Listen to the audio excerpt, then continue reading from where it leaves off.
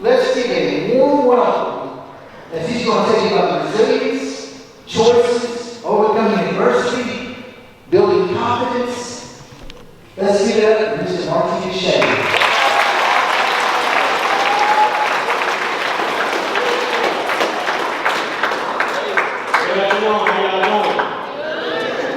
That was kind of weak. I need some energy. I said, how y'all doing?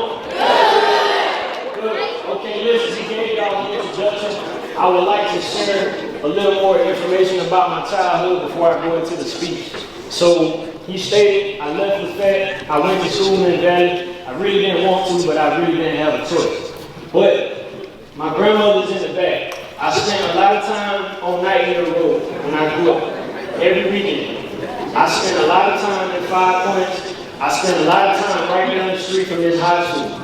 I used to walk from Nightingale Road to PT just to go shoot basketball. So I spent a lot of time up here. I grew up here. I know what it's like to be here. He mentioned some of my accolades, and that's great. I really appreciate that. But that really doesn't mean a lot to me. What means a lot to me is to see you all make great decisions. So over this next 20 to 30 minutes, however long we are in here, I would like for you all to take this serious. I'm not saying that you won't, but I'm asking you to take this serious and be intentional, because I might say something that can change your life. There might be something that you learned today that can change somebody else's life. Can everybody do that? Yes? Okay, thank you. So I'm here today to speak about Black history, resilience, decision making, and building your confidence. As far as Black history, there's just a few people that I would like to highlight some of the things they've done and reasons why I feel they were resilient. Before I do that, I need some help. Can anyone in this room give me their definition of resilience? What do you have? To keep going even if people try to knock you down. To keep going even if people try to knock you down? What else? Give me something else. Anything. What do you have? The ability to never stop even when hardships come through. The ability to never stop even when hardships come through. So those are great definitions. And I would like for you all to think about that over these next few minutes when I talk about certain people. So one of the first people that I was inspired by was Dr. Martin Luther King. I'm not here to teach you about him. You've already learned about him. But what I would like to say is that he is somebody who I've always been inspired by because of his dream and because of the fact that he thrived in the face of adversity, and he spoke not only to change the lives of Black people, but all people. Now, I like to say that Mr. King was very resilient because he was assaulted over 4 times. His home was bombed. His family's lives were constantly in danger for him pursuing his dream and for him trying to bring forth equality for all people. So not only do I feel inspired by him, I also feel that he was a very resilient individual. Now, the next person is Harriet Tubman. And I don't even feel right saying Harriet Tubman without saying Dr. Harriet Tubman. Because even though she maybe have not had a degree, we all know she escaped slavery, and then she became a conductor on the Underground Railroad to go back and help many others escape. Now, she also served as a guerrilla soldier, a spy, and a leader for the Union Army during the Civil War. I'm a brave individual. I'm in the Army myself. But I don't know if I'm as brave as Harriet Tubman must have been to do the things she did. Now, there are 2 more people I would like to highlight and recognize before I talk about decision making. And those 2 people are Mr. John Brown and Major General Gordon Grant.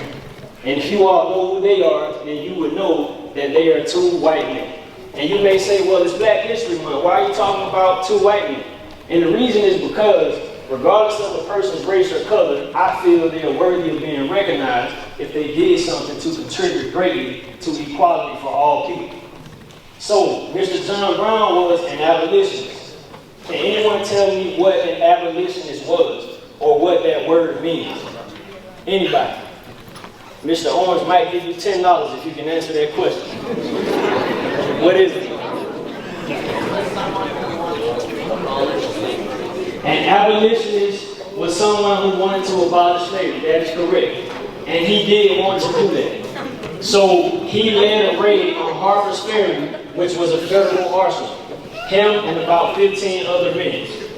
Unfortunately, 10 of those men were killed in action, and he, along with about 4 or 5 others, including his 3 sons, were executed a few days later. Even though they did not achieve what he wanted to achieve right away, the Civil War did eventually start, and it was something that contributed to it. So once again, to me, he was a very resilient individual. Now, the last person that I want to highlight is Major General Gordon Granger. He issued General Order Number 3 on June 19, 1865. That order freed the remaining of the slaves in the United States at that time, primarily in Galveston, Texas. And then from that point, Juneteenth was celebrated. Now, within the last few years, Juneteenth finally became a federal holiday. That is my history piece. Those are 4 people who contributed greatly to history for all of us, who I wanted to highlight and who I feel are resilient. Now, I would like to speak to you all about decision making. And decision making is simply making a choice. But with choices comes good decisions and bad decisions. If you've ever made a good decision, raise your hand. Okay? If you've ever made a bad decision, raise your hand.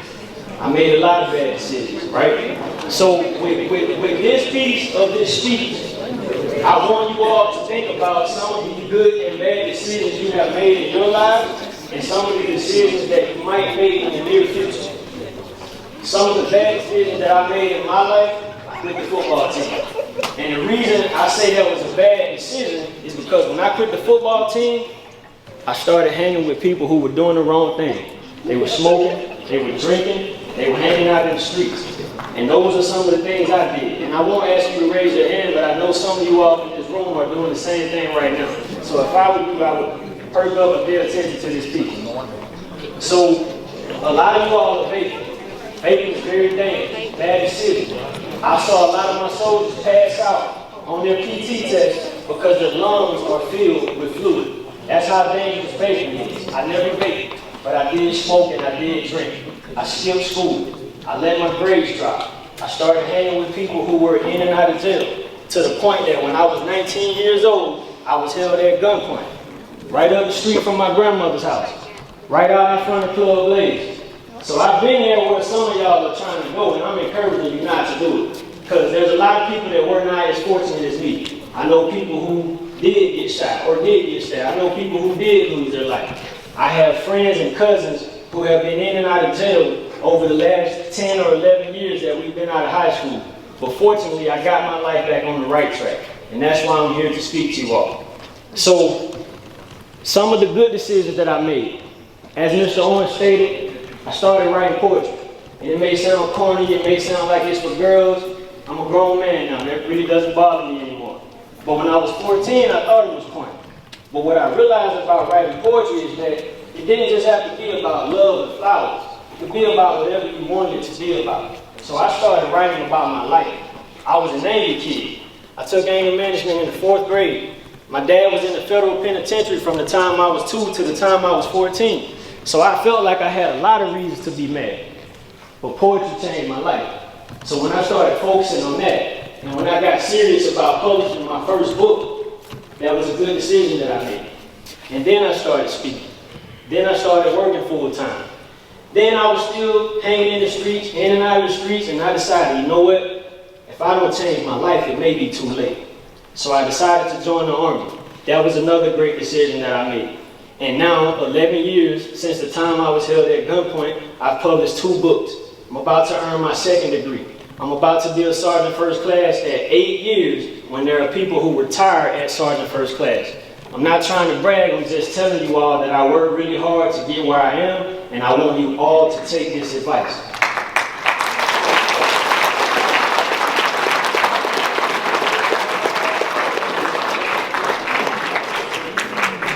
All right, so with this next piece, I would like to talk more about resilience. They gave you their definitions. I would like to give you my definition. Resilience or resiliency is simply thriving in the face of adversity, overcoming obstacles, pushing forward through challenges. It is being tough. As you all can see, I'm 5'7", I'm 150 pounds. I was the smallest kid on every block I lived on, but there was nobody tougher than me. I was resilient from the time I was a kid, I'm resilient now. Being in the military, I become a master resilience trainer, and there are 4 skills that I would like to teach you all. But throughout this piece of this presentation, I need some help. Can I get some help? Yes? No? Okay, good. So the first skill is called real-time resilience. On 3, I want everybody to say real-time resilience. 1, 2, 3. Real-time resilience. Okay, so real-time resilience is when you get in a situation and you are having negative thoughts. So say for instance, you're about to take a test or the ACT and you're nervous and you get these thoughts in your head that say, I won't do well, I'm not smart, I'm not good at math. Real-time resilience is simply pushing back those negative thoughts and thinking positive thoughts. So instead of those negative thoughts, you say, I studied. I put in a lot of work for this ACT or for this test. My teachers did a great job in preparing me. I am smart, I can do this. That is simply real-time resilience. Pushing back negative thoughts and bringing in positive thoughts. And even for me as a speaker, I had some negative thoughts. What if I don't speak well? What if I fall off the stage? What if they think I look funny? What if I forget what to say? But then I had to tell myself, I've been speaking for 10 years. A lot of people have given me an opportunity to speak, and there are a lot of things that I can say today that can impact the lives of these students. So that was me today applying real-time resilience in my life. Now, the next skill is called hunt the good stuff. So on 3, I need everybody to say hunt the good stuff. 1, 2, 3. Hunt the good stuff. Okay, so 3 things. If you woke up today, raise your hand. Everybody in the room, right? Good. If you got a chance to see one of your friends today, raise your hand. Good. If you had lunch today, even if it was corn dogs and you didn't like it, raise your hand. Okay, so those are 3 good things, right? 3 good things. Hunting the good stuff is simply identifying 3 good things that have happened to you. And if you were to do that for 5 to 10 days consecutively, up to 6 months later, you will still be reaping the benefits of being more positive and being more optimistic. That is hunting the good stuff. Only 2 more skills, and we will talk about confidence building, and then we will go into questions and answers. All right? So, the next skill is called put it into perspective, or put it in perspective. So on 3, I need everybody to say, put it in perspective. 1, 2, 3. Put it in perspective. Okay? So say for instance, you scored a 40 on your math test. You got an F, you failed. And you tell yourself, I'm never going to make it to the next grade. I'm not smart. My teacher is not a great teacher. Those are negative thoughts. That is you overreacting to the situation. Because the reality may be, you played Call of Duty all night. You hung out with your friends all weekend and you did not study. Putting it into perspective is identifying the real cause of your issue and addressing it the next time. So instead of not studying and instead of playing the game all night and instead of talking to your friends when you should be studying, you do the things you know you should be doing and you get better results the next time. That is what it means to put it in perspective. Now, the last skill is energy management. So once again, on 3, I need everybody to say energy management. 1, 2, 3. Energy management. Okay, that is exactly what it sounds like. It is managing your energy. Reference is about taking a test, once again, or playing a football game or basketball game. So say for instance, you're about to take a test.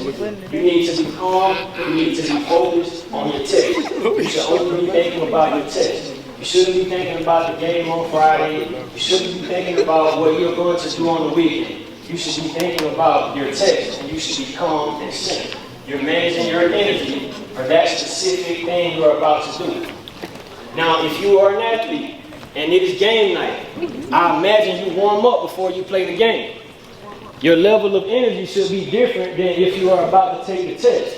And while you're about to play the game, you should not be thinking about the test. You should be focused on the game. You should be thinking about the game. You should be warming up. You should be locked in with your team. I spoke to the basketball team and the football team this summer, and I talked about unity and I talked about being locked in. That is part of managing your energy and your focus when you're about to play a game. That is energy management. Now, it is a skill to build more resilience, but it is also a skill you can use when you are angry or when you are frustrated.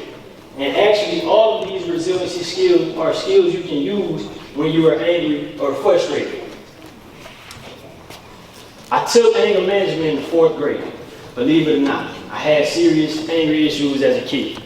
And I feel if I had learned these resiliency skills earlier in my life, it probably could have prevented me from getting in some of the trouble that I got into. But I'm here today. Now, there is one thing that the majority of you in this room, especially sophomores and below, have that is going to happen in the next year or two that could affect your all ability to be resilient. Can anybody tell me what that thing is? Anybody? Consolidation of the schools.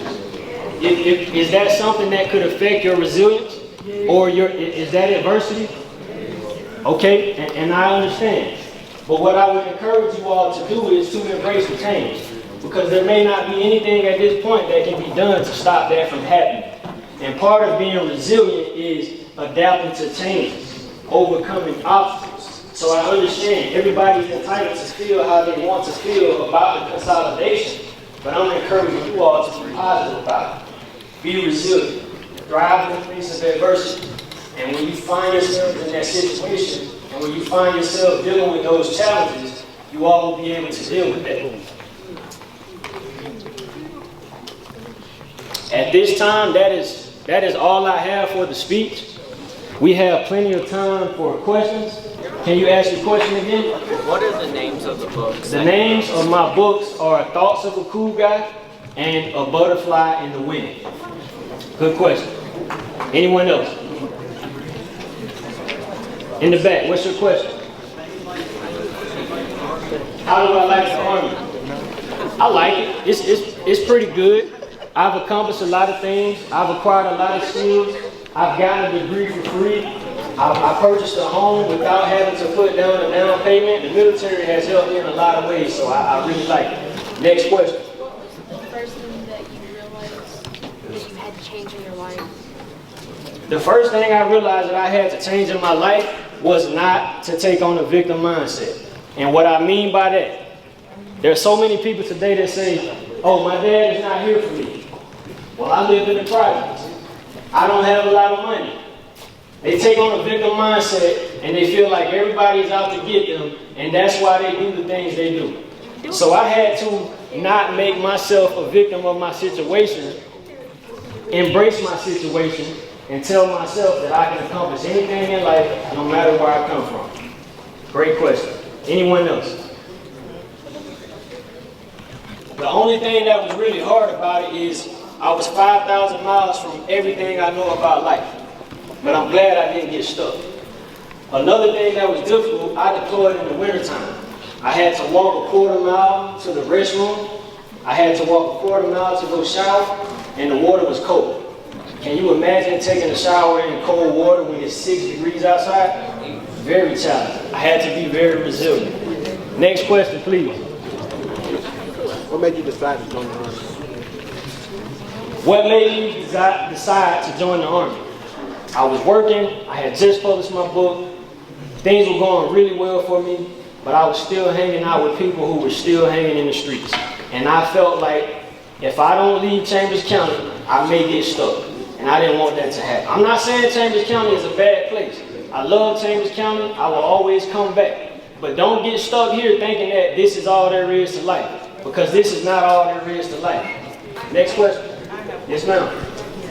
Could you expound a bit more on what was it that made you say, I knew there was more to this, I want to make some modifications in my life.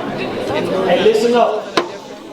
and move in a different direction. Yes, ma'am. There had to be, I realized you had some friends that weren't doing the right thing, realized that you didn't want to go that pathway, but I get a distinct feel that there was something else. I don't know, was it a family member, I know with me, my grandmother was very instrumental in my life, and I'm sorry, I just said with me, I know my grandmother was extremely instrumental in my life, so that drove me to do a lot of things and make certain choices when I was growing up. And I'm wondering who was that person, because I'm feeling that there is a person. Yes, ma'am. Great question. So, one of those people was my grandmother. She always encouraged me. She always told me to do my best. She was very intelligent. She taught me so much. She taught me how to speak. She encouraged me to always look a person in the eye when I speak to them, because it's a sign of confidence. So my grandmother pushed me. And every time I made a bad decision, and when I found myself looking down the barrel of a gun, I thought about people like my grandmother. I did not want my grandmother to not be proud of me. I did not want to be an embarrassment to my grandmother. And also my mom. She's very strong, but I gave her a hard time. I skipped over some things for sake of time, but I got kicked out of the house in high school because I was very disrespectful. I would leave home and not come home for days and not tell my mom where I was. But there was a certain point when I was like, you know what, Martinez, if you don't get your life right, you may die in these streets. And I didn't want that for myself. I believed that I could achieve things. I believed that I could do something positive. And I believed that I had so much potential. And when I finally got sick and tired of not doing the right thing and risking my life, I decided that I needed to make a change, and I started to do that one step at a time. Thank you. That was a wonderful question. Anyone else? Thank you. Yes, I'll come back. Can everybody please settle down so I can hear the question? Why were you at gunpoint? Why was I at gunpoint? I was hanging out in a place where I shouldn't have been. I had some words with somebody, and next thing I know, a person pulled a gun, and that's what happened. Anyone else?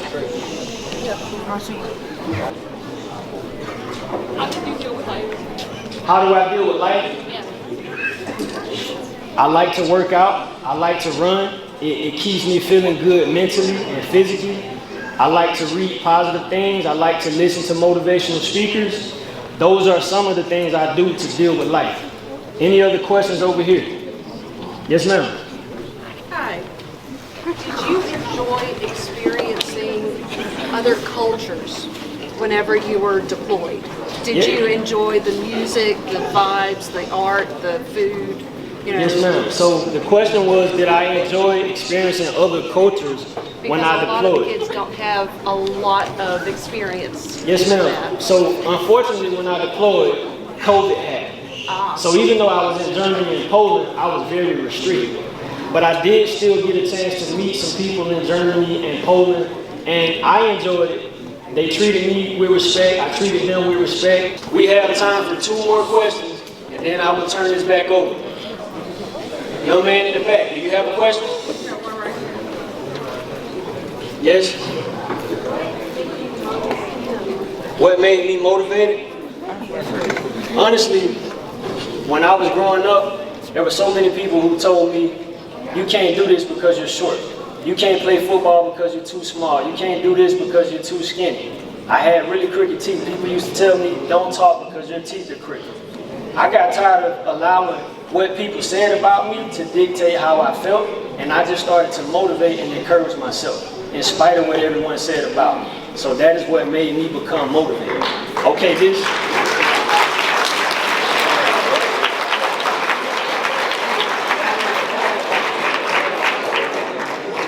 Okay, we have one more question, but after I get done with the mic, find me somewhere in here and I will answer your question if I did not get to answer it right now. So let me take one more and then that will be it for now. Can you say it again? How did I get out of being held at gunpoint? I didn't overreact in the situation. It was a scary situation, but I stayed calm and the guy put the gun down and I was able to walk away. That's how it happened. That is all I have at this time. I will hang around for pictures and questions.